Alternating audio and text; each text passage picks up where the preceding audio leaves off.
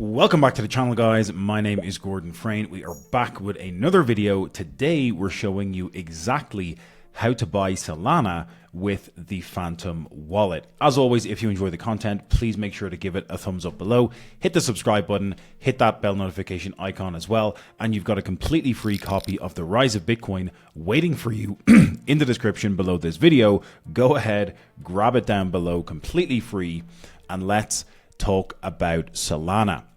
So currently Solana is trading at around $128 at the time of recording this video here at the middle to end of April 2025. Possibly not a bad buying opportunity. Again, this is not financial advice, guys. Nothing in this video is financial advice. Always make sure to do your own research, but we're going to show you exactly how you can purchase Solana with the Phantom wallet in a self-custody fashion. Again, using a self-custody wallet just like Phantom is allowing you to control your crypto, control your keys, and not rely on a third party or centralized exchange in order to actually purchase and hold your Solana. So there is a three-step process for this particular video and how you can purchase Solana with the Phantom wallet. Step number one is installing and setting up the Phantom wallet. So you're going to want to head over to phantom.com and you're going to want to download or install the Phantom wallet in your Chrome browser. So again, if you click on download for Chrome, it's going to open up the actual Chrome web store and allow you to install or add Phantom as a Chrome extension in your Google Chrome browser. For me, this is the easiest way to use Phantom, and it's going to be the most frictionless way for you to get set up with your new Phantom wallet. There's a couple of quick caveats here. Importantly, you are going to need to create or generate a new wallet once you open Phantom for the first time. You can see I've got Phantom installed in my browser here already. We're going to talk about that in a moment.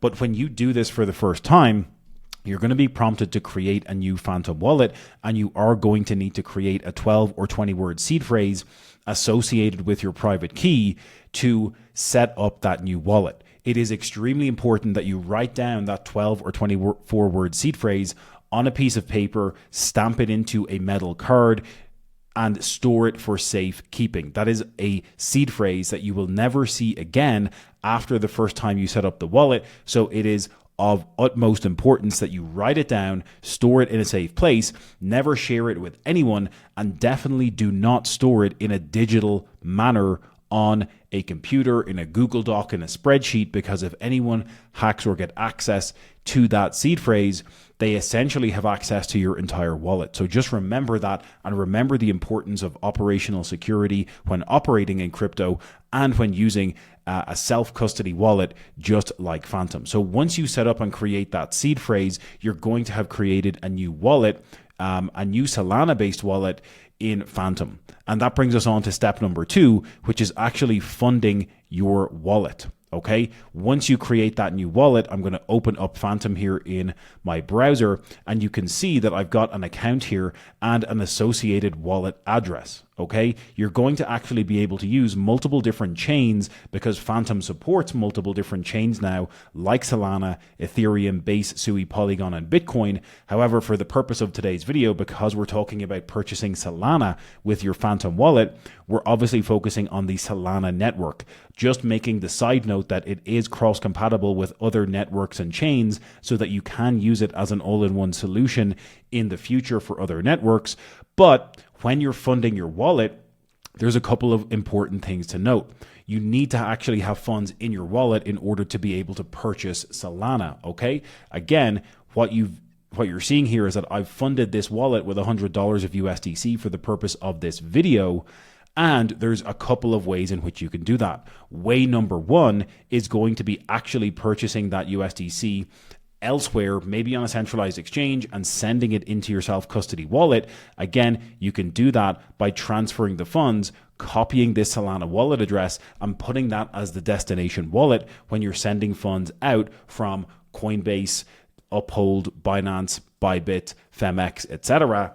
Or if you have USDC in another wallet, maybe it's an EVM wallet like a MetaMask or a Rabi, you can bridge or send the stablecoin USDC from that wallet over into your Solana-based wallet using a bridge like Portal Bridge, for example, Or the third option is you can actually see that there is a buy or fund option directly in the Phantom wallet. So if I wanted to fund or send USDC into my Phantom wallet and I want to send $100, for example, it will load a quote to allow you to actually use a credit or debit card to purchase USDC directly into your Phantom wallet. The caveat with this option, you can see that there's multiple third-party providers here that allow you to fund your wallet with stable coins or these different assets by charging you a processing fee for doing so.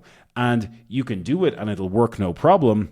The caveat is that you will likely have to create an account with Topper, MoonPay, etc. in order to actually execute that, and you may be required to do KYC, i.e. filling in personal information, providing your identification in order to do that. So you can see if I jump over here and click on that buy option with Topper, which is powered by Uphold, and I want to purchase $100 of USDC into my Phantom wallet, you can see it starts requesting me to actually create an account here for Topper, and I'd have to go through the KYC process. So if you want to avoid that KYC process, your best bet is going to be to either send in that capital or funds from a different wallet over to Phantom, or from a centralized exchange that you already use where you have funds and you're sending it over to Phantom so that you can self-custody those assets and actually purchase your Solana.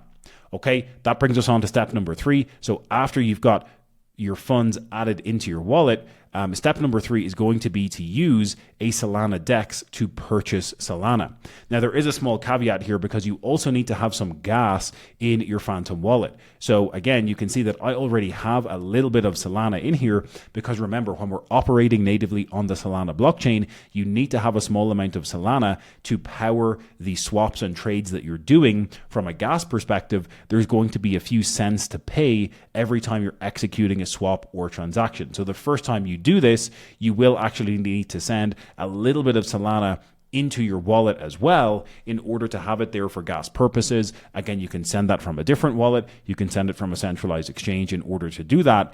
And then you're ready to use a Solana-based decentralized exchange to purchase Solana.